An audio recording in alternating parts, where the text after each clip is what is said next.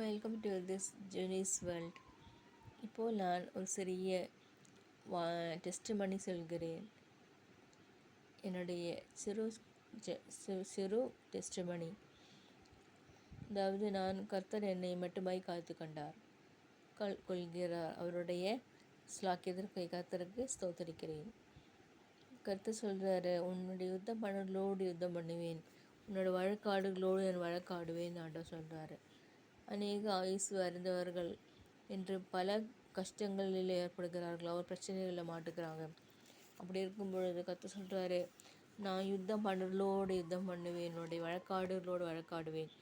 சங்கீதம் 35:1 கர்த்தாவே, நீர் என் வழக்காடுகளோடு வழக்காடி என்னோட யுத்தம் பண்ணுகளோடு யுத்தம் பண்ணும்.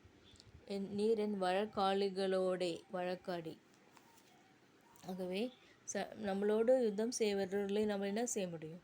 நம்ம ஜெபிக்க தான் முடியும். அப்படியே ஜெபிக்க வேண்டியதுதான். ஜெபித்தேன், கர்த்தர் பார்க்கிறார், கர்த்தர் யுத்தம் செய்வார், நீங்கள் சும்மா இருங்கள் ஆண்டா சொல்கிறார். நீங்கள் சும்மா இருங்கள், கர்த்தர் உங்களுக்காக யுத்தம் செய்வார், நீங்கள் அமைதலாக இருங்கள் ஆண்டா சொல்கிறார். இந்த நாட்களில் பல பாடுகள், பல போராட்டங்கள், பல பிரச்சனைகளை சந்தித்து ஆனால் கர்த்தர் அவற்றெல்லாம் விடுவிக்கிறார். கர்த்தர் தன் ஊழியத்தின் பாதையில் நடத்துகிறார். பல வேலைகளை பலதே நான் பார்த்தேன்.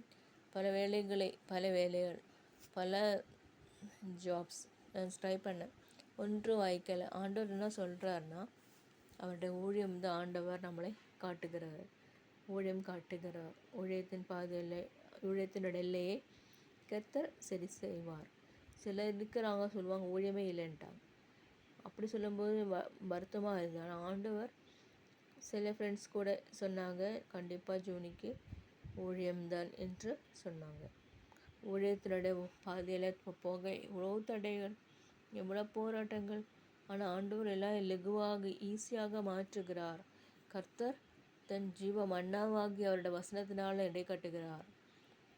அவருடைய இறை வார்த்தை, அவருடைய வசனம் நம்மை ஆற்றும், தேற்றும், நம்மளை முன்பாக நடத்துவார்.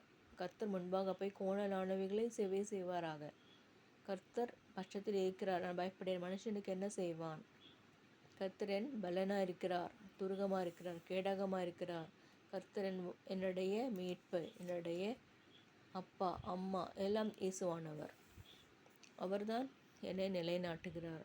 பல ஆட்கள் நம்மளை குழப்ப வருவாங்க, ஆனால் ஆண்டவர் குழப்பத்தில் போகாமல் இருக்க, மகளே இந்த வழியில் நடந்து ஆண்டவரோட சத்தம் வரும், அதில் நடக்க வேண்டும். அவ்வாறாக நான் செய்து கொண்டு வருகிறேன். இந்த நாட்களில் ஒரு கெலாமிட்டிஸ் நிறைந்த நாட்கள். ஆகவே கர்த்தர் தான் காப்பாற்றுகிறார். அவருடைய வசனத்தின்படியாக, அவருடைய வாழ்க்கையின் எல்லையின்படியாகவும் கர்த்தர் நடத்துகிறார். கர்த்தர் நித்தமும் நடத்தி கொண்டிருக்க அதில் கர்த்தருக்கு சோதரிக்கிறேன். தொடர்ந்து நாளிலும் கர்த்தருடைய வசனத்தை சொல்லவும் அதன்படி நடக்கவும் நான் என்னை ஒப்புக் கொடுக்கிறேன். கர்த்தர் ஒவ்வொரு நாள் நடத்துகிறார். ஆமென், ஆமென்.